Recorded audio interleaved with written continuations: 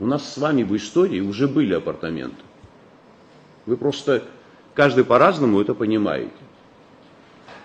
В 30-х, 40-х годах коммунистическая партия и непосредственно грузинское руководство построило апартаменты в разных селах Абхазии, на курьих ножках.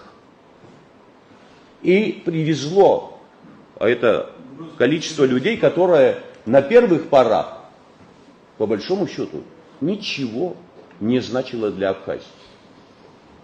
Они были фактически бесправными людьми. Их практически подняли с тех земель, где они жили.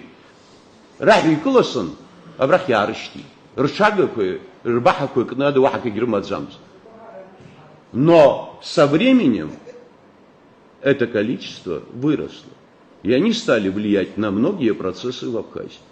Вот с нами произойдет то же самое. Как бы здесь сладко не пели, что количество людей, которое придет, как говорится, и приобретет апартаменты, не будут влиять на те или иные политические процессы. Все это вранье.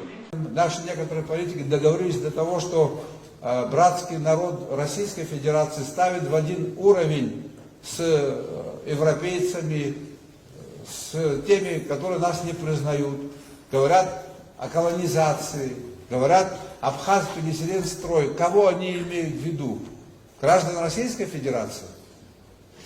Те, кто так думает, и те, кто сейчас меня слушает, я хотел бы вас попросить, вы еще раз освежите в своей памяти высказывание Владислава Ардзинба, что является гарантом существования абхазского государства, какие силы. Я хочу вам напомнить, он говорил об этом неоднократно, и сегодня это все актуально. Это волеизъявление народа Абхазии, поддержка российского государства.